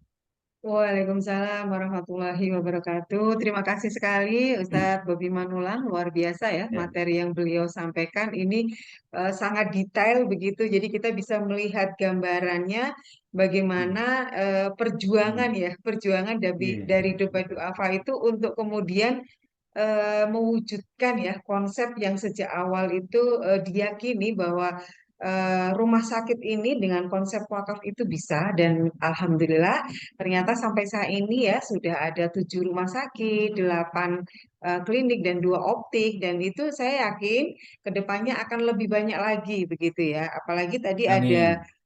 DD Medika ya, Ustadz Bobi ya. Ya, betul. Nah, ini sebenarnya sangat dibutuhkan ya untuk lembaga-lembaga yang lain karena tadi di awal seperti saya sampaikan ketika kita mendampingi ya membersamai lembaga-lembaga yang ingin mendapatkan legalitas nazir wakaf uang itu ada beberapa lembaga yang memang dari awal itu inginnya punyanya adalah program membuat rumah sakit wakaf gitu ya. Nah, harusnya sore hari ini nih pada datang nih ya, tapi ternyata Iya, iya. mungkin karena sekarang sudah di penghujung Ramadan ya Ustadz Iya, ini ya.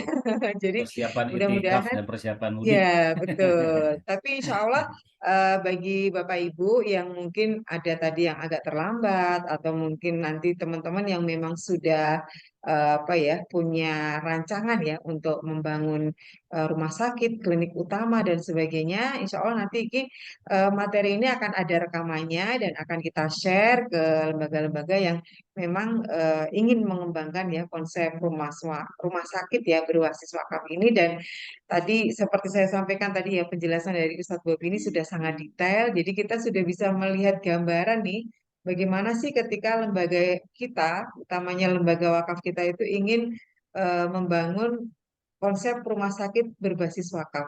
Tapi kalau tadi saya bayangkan memang tadi ya harus benar-benar lembaga yang ini ya kuat begitu ya.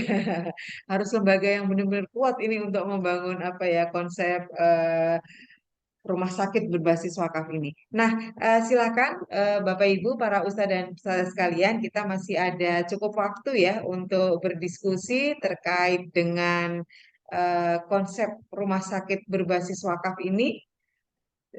Tadi ada dari ini ya, Bapak Edi Sujoko. Nah, ini beliau dari Ranting Muhammadiyah Kayu Putih. Beberapa aset tanah wakaf tersebut idle. Nah, ini kalau di Muhammadiyah mesti sangat banyak ya aset-aset wakaf yang berupa tanah gitu ya. Belum bisa produktif. Ada bahkan yang lebih dari 5 tahun. Dan bahkan mungkin ada juga yang lebih dari 10 tahun ya Bapak Ibu ya. Nah, ini jadi apa yang disampaikan oleh Ustadz Bobi ini sangat berguna untuk pembelajaran. Nah, semoga ini berharap ya Wakaf Mulia bisa memberikan rekamannya. Insya Allah nanti akan kita siapkan untuk materi rekamannya sehingga nanti lebih banyak lagi ya meskipun yang belum bisa hadir tetap bisa mendapatkan manfaat dari forum kita pada kesempatan sore hari ini. Dan silakan Bapak Ibu kalau ada yang mau ditanyakan terkait materi kita pada kesempatan sore hari ini.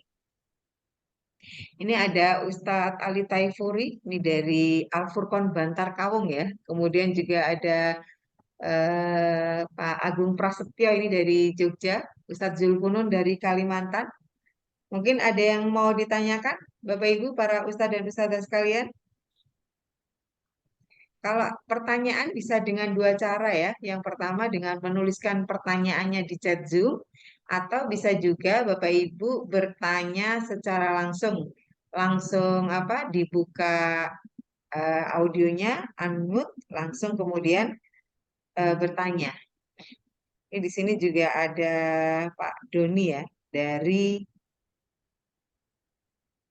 ITB, Wakaf Wakaf ITB Pusat.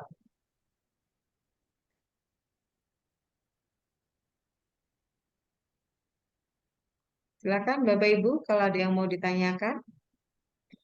Langsung juga boleh ya, biar sekalian Ya, silaturahim. langsung boleh. Ini lebih menarik Ya, kalau langsung begitu ya.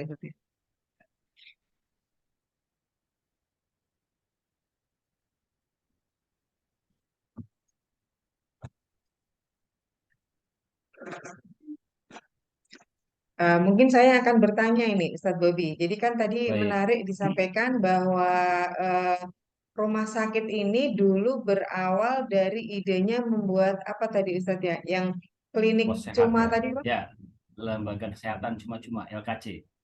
Oh, LKJ, LKC. Lembaga Ya, Kesehatan Cuma-Cuma begitu ya. iya, Yang betul. kemudian ini berawal dari apa istilahnya kayak pos-pos kesehatan begitu ya, yang Iya, di situ betul. memberdayakan dokter-dokter yang ada di sekitar begitu ya.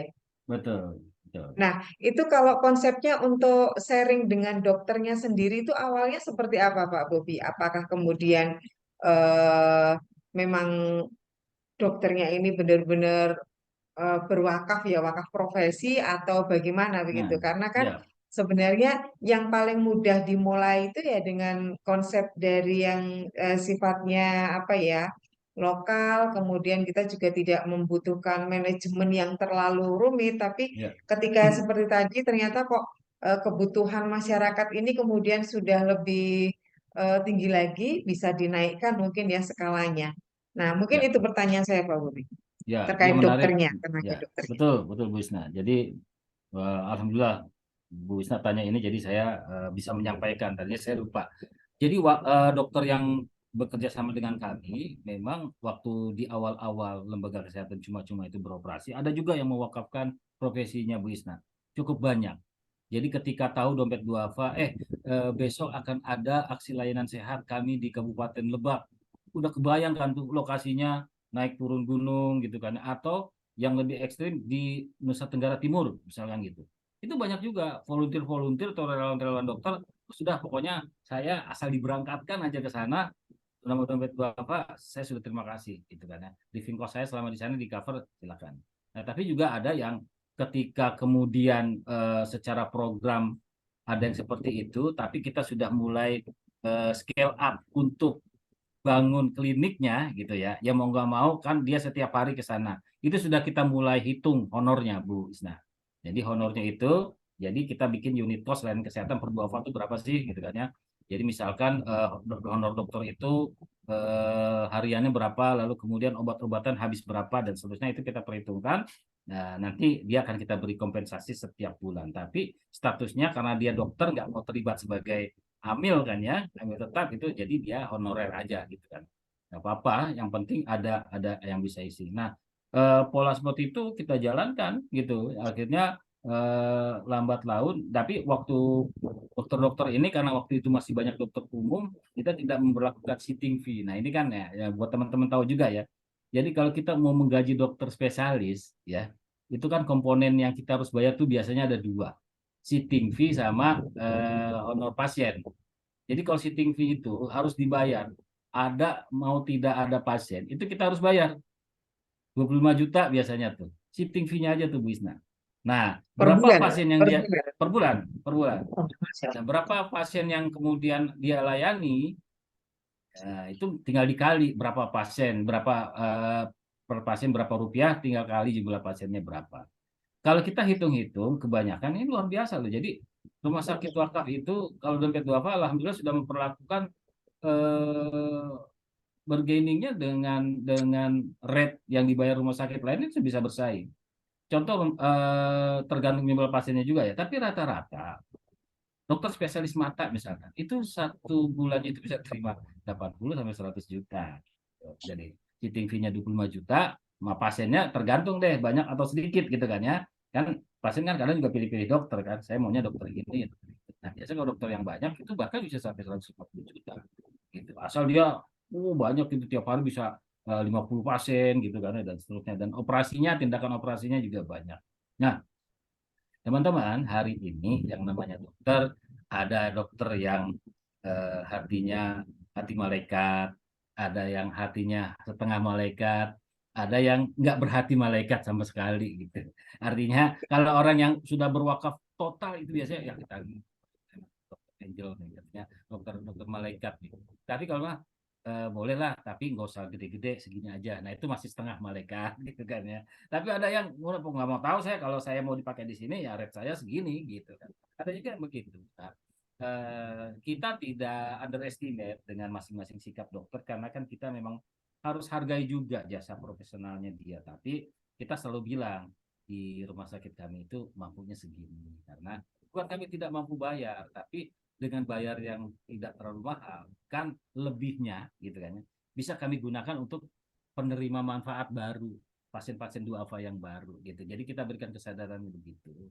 Tapi kalau satu dokter spesialis yang sekiranya unik, kita nggak bisa negosiasi gitu, misalkan dokter saraf gitu. Biasanya kan masih agak jarang ya, dokter saraf gitu, ya mau nggak mau lah kalau dia mintanya segitu ya sudah, kalau memang kita butuh, karena rumah sakit itu kadang ada syarat akreditasi, beberapa poli harus dipenuhi, harus ada. Nah itu ketika di satu daerah itu nggak ada gitu ya, kita nggak punya pilihan gitu. Dokter-dokter yang loyal sama lembaga kita adanya di luar kota semua nih. Sementara kita mau bikin rumah sakit di Manokwari, adanya dokter spesialis saraf itu di Manokwari minta harganya sekian. Ya itu mah tinggal kesanggupan kita aja demi menyelamatkan lulus akreditasi rumah sakit itu Bu Isna. Nah ini saya lebih senang menyampaikan seperti ini aja, jadi supaya apa yang menjadi real experience kami itu terekam semua oleh teman-teman gitu. Tapi insya Allah kalau begitu dokter itu disukai, pasien itu pasti membludak. Ya, kalau pasien membludak itu biasanya selain BPJS kita juga bisa lah untuk kita andalkan sebagai sumber income atau income generatingnya. Ya, kita lebih bicara begini karena berbicara kelanjutan rumah sakit kan gimana dari income-nya ya bisa ya. Kalau misalkan rumah sakit cuma semboyannya aja melayani duafa tapi keuangannya berdarah-darah kan nggak bisa berlanjut juga. 1 bulan 2 bulan sudah kolaps gitu kan ya. Jadi kita harus berpikir betul aspek bisnisnya gitu. Jadi nggak sembarangan juga gitu. Contoh misalkan klinik ya teman-teman. Jadi klinik itu ternyata sumber penghasilannya itu dari BPJS itu bukan dari klaim kesehatannya, tapi dia sudah langsung di apa namanya dikompensasi dengan Rp10.000 per pasien. Jadi misalkan gini, makanya klinik itu ngejar banget daftar pasien. Jadi pasien berobat tidak berobat, kalau di klinik tersebut terdata ada 1.000 pasien misalkan gitu ya, maka dia akan dapat 10 juta setiap bulannya. Gitu. Jadi kalau klinik nggak bisa klaim, oh saya tadi udah ngeluarin obat harganya sekian, itu nggak boleh. Jadi kalau klinik itu sudah dari itu aja, captive sudah diberikan BPJS gitu gitu. Jadi misalkan makanya ngejar paling tidak 10.000 pasien tuh setiap klinik ngejar gitu loh. Kalau 10.000 itu kan kali 10.000 berarti 100 juta sebulan. 100 juta sebulan itulah pendapatan klinik. Mau dia banyak pasien, mau nggak banyak pasien, kalau dia sudah proven antara dia dengan BPJS clear jumlah pasien yang saya layani sekian, maka 100 juta tiap bulan BPJS sudah harus kasih ke klinik itu. Dan dari 100 juta itulah kemudian bayar untuk dokternya berapa. Biasanya nih klinik-klinik yang masih polinya satu, poli klinik umum, ya kan, gitu. Karena kalau udah klinik spesialis nggak bisa lagi begitu pasti Pak. Nah, itu jadi supaya teman-teman juga menakar bisnis opportunity-nya ya. Artinya kalau misalkan teman-teman cuma mampu bikin klinik, mau mengandalkan BPJS, situasinya tuh kayak begitu teman-teman. Jadi nggak bisa kita klaim hari ini pasien BPJS, penyakitnya gula, dia berobat, jasa dokternya sekian, obat-obatannya sekian. Sampean ke BPJS, BPJS nggak mau ngitung itu. Pokoknya saya 10.000 per pasien udah saya kirim gitu setiap bulan. Jadi gitu teman-teman. Nah, itu kalau dari BPJS. Kalau pasien umum yang mandiri ya beda lagi. Itu kan sesuai dengan invoice-nya klinik bisa kalau dia mampu. Dan beda lagi cerita kalau dari asuransi-asuransi yang swasta gitu kan ya, in health gitu. Itu beda lagi. Itu punya hitungan sendiri yang pasti jauh lebih bagus. Tapi dia kan kemampuannya apa peserta asuransi swasta juga kan nggak banyak, yang banyak kan BPJS karena sudah diwajibkan, dan yang nggak diwajibkan itu ya berarti yang nggak apa sudah diwajibkan semua penduduk punya BPJS gitu gitu teman-teman Bu Isna. Baik, terima Jadi kasih. Ya. gitu ya itu Bu. Di ini ya, memang harus ini ya, hitungannya harus istilahnya ke orang Jawa itu harus jelimet begitu ya, terkait dengan ya. Sebetulnya jangan dijadikan beban juga. Nah, makanya perlunya ngobrol, perlunya konsultasi itu. Maksudnya, insya Allah lah kalau Dedi Medika itu bukan kayak konsultan yang sudah argonya itu pokoknya sekian jam konsultasi sekian, enggak. Artinya kita juga pengen menghidupkan juga objek wakafnya lembaga-lembaga lain agar bisa beriringan lah mengikuti jejaknya Dompet Duafa. Kalau butuh asistensi, monggo nanti saya undang untuk beraudiensi langsung dengan manajemen Dedi Medika, karena kebetulan saya juga bagian dari Dedi Medika ya secara struktural. Saya masih tercatat di komisaris Rumah Sakit Ahmad Wardi yang dikelola oleh yang dikelola oleh Dompet Duafa. Jadi rumah sakit milik Badan Wakaf Indonesia yang dikelola Dompet Duafa itu saya komisarisnya di sana. Ya alhamdulillah lah kita ikut mengawal kelanjutan rumah sakit. Jadi di Rumah Sakit Ahmad Wardi itu Bu Isna, harta benda wakafnya kan milik BWI. Perusahaan PT pengelolanya itu aset wakafnya Dompet Duafa. Jadi Dompet Duafa punya aset wakaf dalam bentuk perusahaan juga, gitu. Nah, termasuk di PT Rumah Sakit Ahmad Wardi ini adalah aset wakafnya Dompet Duafa. Artinya, seumpama nih, andai kata nanti setelah 25 tahun BWI tidak mau melanjutkan dengan Dompet Duafa, ya itu sah-sah saja, itu kan kasih bisnis. Tapi PT RST Ahmad Wardi itu masih bisa jadi manajemen di rumah sakit lain, gitu, di rumah sakit yang baru misalkan. Nah, gitu. Jadi makanya kita kemarin dari dana wakaf juga menginjek kebutuhan modal PT RST Ahmad Wardi ini bisa mulai mengelola rumah sakit Ahmad Wardi. Jadi teman-teman, khasanahnya itu harus dibuka ya. Artinya Nazir itu kalau nggak mampu investasi di bangunannya, ya itu bisa join operation kok, ya. Jadi misalkan gini, kita punya rumah sakitnya, punya bangunannya, tapi saya nggak punya nih dana untuk memulai operasionalnya. Nah, bisa undang perusahaan yang siap mensupport kebutuhan operasionalnya, mulai dari tenaga dokternya, alat kesehatannya, sampai yang sifatnya supportingnya, perawatnya, administrasinya, dan seterusnya dan seterusnya. Nah, ini bisa disuplai oleh lembaga konsultan. Tinggal nanti hitung-hitungannya. Ini kan masuk dalam kategori kerjasama yang namanya joint operation, gitu kan. Nah, bisa seperti itu. Jadi teman-teman hari ini kan kalau Pak Nuh bilang itu ini eranya bukan era musabaqah. Jadi kita jangan mengerjakan apa-apa tuh sendiri, ya, tapi eranya sudah era ta'awun, sudah era-era kolaboratif di mana kalau kita punya keunggulan satu hal, kurang di hal lain, ajak orang lain yang bisa nutupin kekurangan kita itu gitu ya. Nah, jadi Dompet Duafa kan melakukan itu karena kolaboratif. Yang cuma sendiri itu kan yang di RST aja.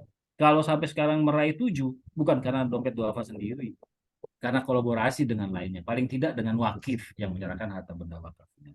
Jadi gitu teman-teman, saya sih berharap kalau untuk ini kemudian jadi pengetahuan tuntas, teman-teman bisa menyiapkan operasi rumah sakit nggak akan mungkin gitu. Tapi paling tidak ada hal-hal yang paling tidak bisa memantik ya antusiasme, semangat untuk ayo kalau gitu kita mulai aja yuk gitu. Dalam hal fundraising bisa juga dikerjasamakan secara co-branding ya, misalkan rumah sakit kita yang di Lampung Timur itu bekerja sama dengan Mandiri Amal Insani, lembaga Ziswafnya Mandiri Group, Bank Mandiri Group. Apa kerjasama kita? Kita ajak Mandiri, MAI, kamu kan pengen banget punya rumah sakit, tapi belum bisa-bisa bikin kan? Nah, sekarang gini aja, berapa uang yang terkumpul, masukkan sebagai wakaf berjangka di rumah sakit kita. Nah, nanti wakaf kamu nggak akan habis, nanti kita cicil dari keuntungan usaha pengelolaan rumah sakit ini. Nah, jadi dapat dua keuntungan si MAI ini. Pertama, dia jadi punya saham pengelolaan di rumah sakit. Artinya kalau rumah sakit dapat keuntungan, dia dapat profit sharing. Yang kedua, dia jadi punya justifikasi untuk melakukan campaign bahwa dia tuh nazir wakaf yang lagi punya rumah sakit, pengen melakukan penghimpunan.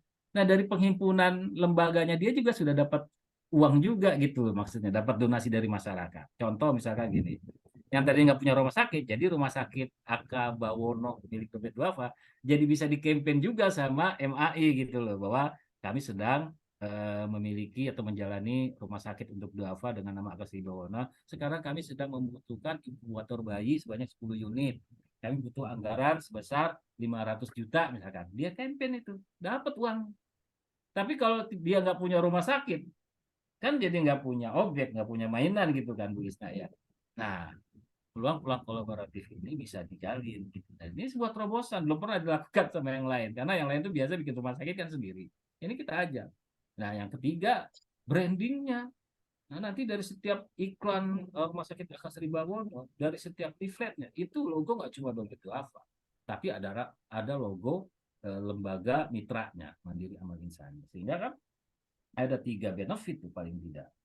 Nah, jadi seperti itu. Sehingga Mandiri Amal Insani jadi confident gitulah, apa namanya, ngobrol ke orang lain, saya juga punya rumah sakit walaupun bukan dia yang bangun rumah sakitnya, artinya dia bisa mengklaim rumah sakit itu cuma sebatas apa namanya 5 tahun ke depan gitu. Pada intinya mungkin itu yang lebih tahu. Tapi kan nggak apa-apa, buat orang bisnis 25 tahun itu sudah sesuatu gitu kan ya. HPH aja kan cuma 50 tahun gitu kan. Nah, jadi inilah yang peluang-peluang seperti ini yang sebetulnya sedang kita kembangkan. Artinya kolaborasi ini banyak hal bisa kita raih gitu. Jadi jangan berpikir A sampai Z-nya itu ya inisiasinya di kita juga ngerjain sampai kemudian mau rugi kita yang untung, mau apa mau untung kita yang untung gitu, mau rugi kita yang belangsak gitu karena istilahnya nggak begitu. Harus menggandeng juga gitu. Menarik lah Bu Isna, pokoknya kalau berbicara rumah sakit ini akan Insya tambah Allah. terus nih, ketemu hal baru nanti kembang lagi gitu. Iya. Baik, terima kasih Ustadz Bobi atas sharingnya. Ini luar biasa dan seperti yang saya bayangkan begitu ya, bagaimana apa yang disampaikan Ustadz Bobi tadi itu yang harusnya kemudian memang dibangun oleh lembaga-lembaga yang ingin berkontribusi dalam membangun apa ya wakaf di dunia kesehatan gitu ya. Karena ada beberapa lembaga juga ini Ustadz Bobi ya, ada satu lembaga itu Ya. sejak awal mencari legalitas untuk membangun sebuah rumah sakit. Nah, dari awal itu yang dibayangkan adalah fundraising dana untuk infrastruktur rumah sakit itu sendiri sampai sekitar 285 miliar, begitu ya. Nah, itu secara apa ya, lembaga wakafnya saja itu saya pikir mikirnya itu aja sudah aduh begitu Iya, ya di kepala begitu ya. Nanti nah, ya. memang butuh ada ini apa ya istilahnya konsultasi, diskusi begitu ya yang supaya Ya, ya, kemudian ya, ya. mendapatkan gambaran step-step apa sih yang harus dilakukan. Eh, Meskipun memang ketika kemudian kita ketemu dengan wakif gitu ya yang sudah mewakafkan tanah dengan luasan tertentu, wakif ini sudah mintanya begitu ya dari awal saya pengen dibikin rumah sakit gitu ya. Kemudian Ya, ya, dibuatkanlah apa istilahnya hitung-hitungannya RAB-nya ketemunya sekitar ya, hampir 300 M gitu ya. ya, Nah, ini bagaimana apa ya istilahnya memulainya itu dari sisi nazirnya. Nah, itu memang ya, yang harus kemudian banyak belajar gitu ya. ya, Ustaz. Ada cara sebetulnya Bu Isna. Jadi memang saya juga sering begitu karena ngelihat keberhasilan rumah sakit yang dikelola. Akhirnya berbondong-bondong wakif itu bawa sertifikat tanahnya untuk dibangunkan rumah sakit. Caranya kalau memang kita belum bisa bangun satu rumah sakit, kita bisa memfungsikan tanah itu jadi tempat praktek dokter aja dulu.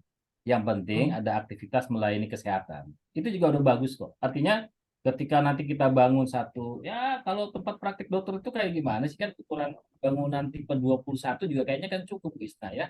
Yang Iya, penting ada cukup. pelangnya gitu kan, ada ruang tunggu, ada ruang periksa, selesai gitu kan ya.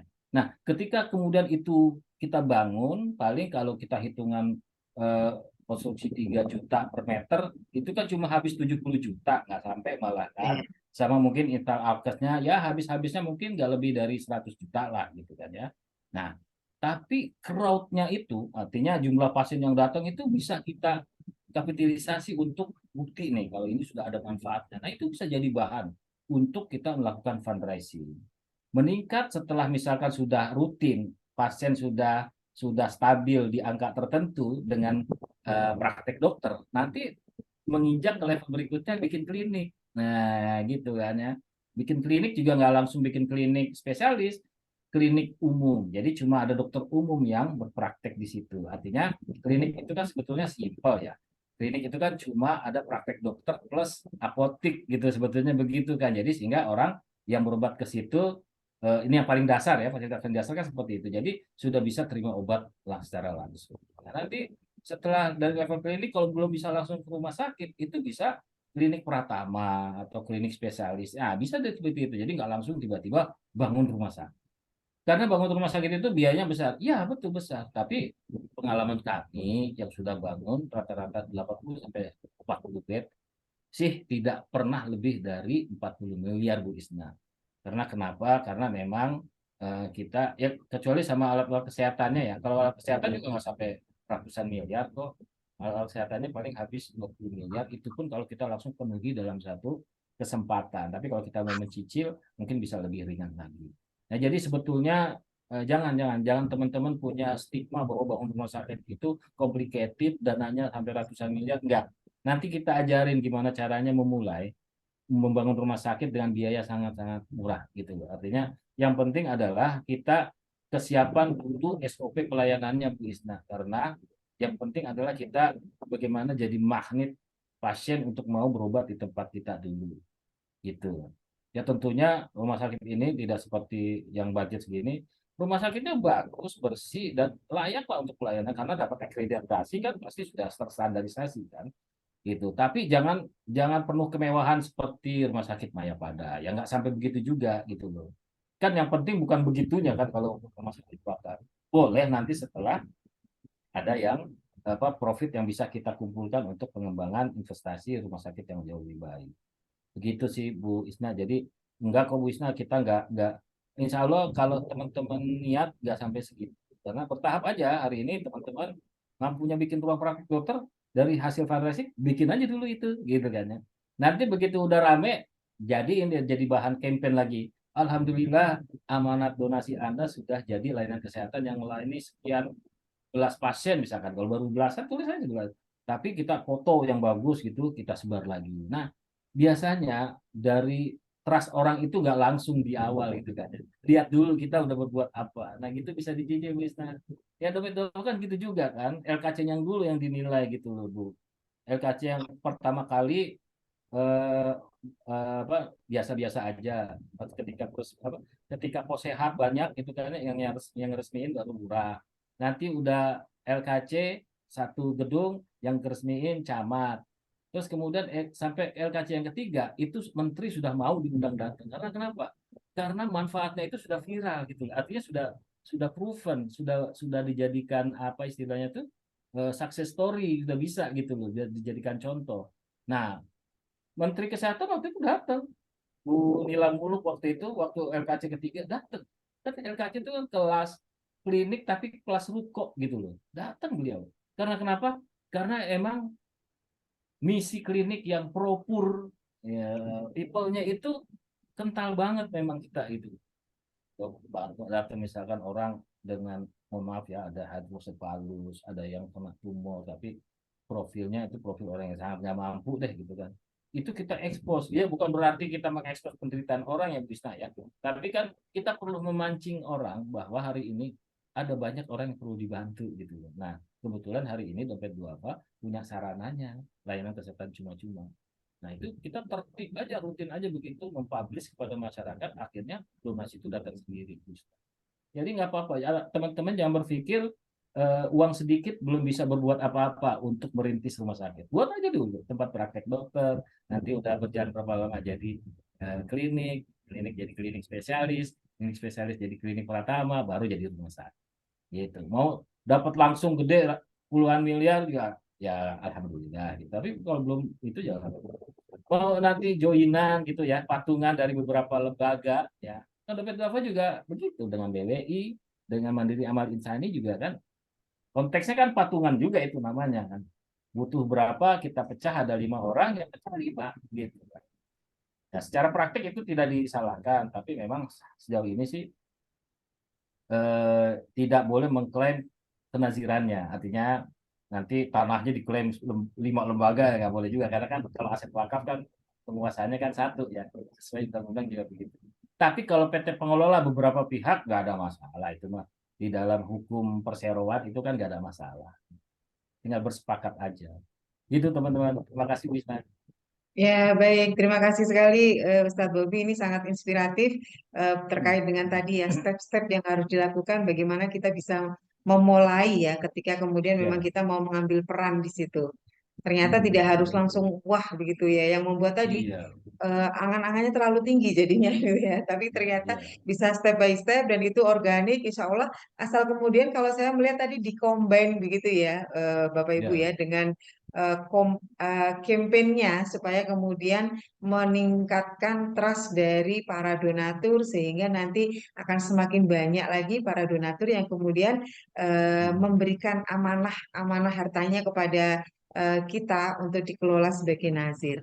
Baik, Ustadz Bobi, Masya Allah ya, Ya, ini Alhamdulillah ternyata waktunya juga sudah mendekati waktu buka puasa ini tidak iya, terasa begitu nih. iya Dan betul. Bapak Ibu, Ustadz-Ustadzah sekalian, Alhamdulillah terima kasih ini atas kehadirannya. Insya Allah nanti Bapak Ibu akan mendapatkan rekaman materinya dan juga apa istilahnya untuk materinya juga. Pastikan Bapak Ibu semuanya untuk presensi supaya nanti bisa dikirimkan materinya tadi ya. Itu sebenarnya sangat menarik sekali apa yang beliau sampaikan. Tapi mungkin juga karena ini forumnya puasa ini, jadi kayaknya orang juga agak ini ya, agak malas untuk berpikir gitu ya. Cukup menyimak saja ini. Padahal saya yakin ini banyak yang kemudian Iya, oh, iya, oh iya. ini informasi baru, ini bagus begitu ya. Iya, iya, Alhamdulillah iya. kita dapat ilmu yang luar biasa pada kesempatan sore hari ini dan sebelum ditutup kita akan mendengarkan closing statement terlebih dahulu dari Ustadz Bobi Manulang. Silakan Ustadz. Oke, baik, teman-teman semua, yang patut kita sadari pertama sebagai nazir ya, kita harus memotivasi banyak orang untuk selalu berwakaf. Jadi pertama kita harus menjadi komunikator positif tentang wakaf. Jadi sampaikan bahwa value wakaf itu adalah sebetulnya menyelamatkan kita semua gitu ya. Karena siapa orang yang paling beruntung adalah mereka yang telah berhenti nafasnya tapi masih terus mengalir pahalanya. Yang kedua, kaitan dengan wakaf dan rumah sakit, percayalah bahwa hari ini seberapapun bantuan yang sudah diterima dari pemerintah, tetap masih kita lihat banyak potret ketidakberdayaan saudara-saudara kita di dalam mengakses layanan kesehatan. Oleh karena itu, sudah sepatutnya kita mulai berpikir dan menyiapkan langkah-langkah konkret untuk menjadi bagian dari nazir yang memiliki peran sebagai pengadaan harta benda wakaf yang bidangnya melayani kesehatan masyarakat duafa. Dan jangan terlalu terpaku untuk memulai dengan sesuatu yang besar, tetapi apapun yang bisa kita mulai dari hal yang kecil, itu bisa kita mulai daripada tidak sama sekali menunggu sesuatu yang besar, malah terhambat langkah kita untuk memberikan kontribusi yang nyata. Yang ketiga tentunya Bu Isna, dan ini yang terakhir, pahamilah bahwa kita sekarang eranya era kolaboratif ya. Jadi termasuk Wakaf Mulia hari ini kan mengkolaborasikan pemikiran-pemikiran dan juga antusiasme semangat teman-teman terhadap satu hal. Nah, jadi berkolaborasilah teman-teman, karena insya Allah dengan kolaborasi itu kita akan menemukan jalan. Kekurangan-kekurangan kita akan segera tertutupi. Silaturahim lah bahasa Islamnya gitu kan ya. Karena dengan silaturahim itu memperpanjang umur. Umur itu hakikatnya itu kalau dalam konteks Islam adalah rizki gitu. Makanya ketika orang habis rizkinya, umurnya sudah selesai. Biasanya langsung meninggal gitu kan kalau bahasa itu ya. Karena rizkinya udah habis gitu loh. Bukan karena nyawanya dicabut, karena jatah rizkinya itu dari Lauhul Mahfuz sudah habis nih. Gitu. Nah, oleh karena itu, teman-teman, kolaborasi ini sangat penting. Artinya, apa yang menjadi ide, jangan biarkan jadi ide. Harus jadi kenyataan. Kalau dari kita harus batas ide, barangkali ada teman kita yang lain bisa sedikit memberikan kontribusi menjadi kenyataan, walaupun tahapnya masih persiapan. Ada ide, ada persiapan, lalu ada realisasi. Kita cari teman lagi yang lain yang bisa membantu untuk merealisasikan. Nah, insya Allah segala niat baik kita akan segera terwujud. Ini hari-hari terakhir yang fadilahnya sangat besar di bulan suci Ramadan. Ya, semoga kita semua bisa memanjatkan doa agar niat-niat baik kita bisa segera terwujud, Bu Isna. Terima kasih Bu Isna, apresiasi sekali kepada Wakaf Mulia yang sudah mengembangkan literasi begitu sangat intens. Salam buat semua pengurus Wakaf Mulia Bu Isna. Terima kasih. Assalamualaikum warahmatullahi wabarakatuh. Waalaikumsalam warahmatullahi wabarakatuh. Terima kasih Ustadz Bobi Manulang atas waktu dan ilmu yang sudah beliau curahkan untuk di dunia perwakafan ini, dan kita menjadi bagian dari orang-orang yang mendapatkan kenikmatan karena kita bisa mendapatkan informasi yang luar biasa ini. Dan juga saya ucapkan terima kasih kepada Bapak Ibu, para ustadz dan ustadzah sekalian yang sudah hadir pada kesempatan sore hari ini. Mudah-mudahan malam ini Ustadz dan Ustazah sekalian bisa menikmati jamuan dari Allah ya di malam bulan Ramadan ini dengan berbanyak melakukan ibadah, mendekatkan diri kita kepada Allah. Dan kita cukupkan pertemuan kita pada kesempatan sore hari ini dengan bersama-sama membaca doa penutup majelis.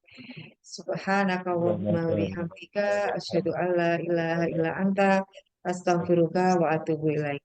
Billahi taufiq wal hidayah. Wassalamualaikum warahmatullahi wabarakatuh. Terima kasih. Waalaikumsalam warahmatullahi wabarakatuh. Baik, Saya pamit ya. Terima kasih banyak. saya sama-sama Ustaz. Salam wakaf, salam wakaf. Salam. Saya izin live ya Bu ya. Terima kasih banyak teman-teman. Baik, baik, Sampai baik. jumpa. Terima kasih Ya, Ustaz. Bu. Terima kasih Ayo. Bapak Ibu semuanya. Selamat Pak Bobi, makasih. Izin keluar ya, Bu.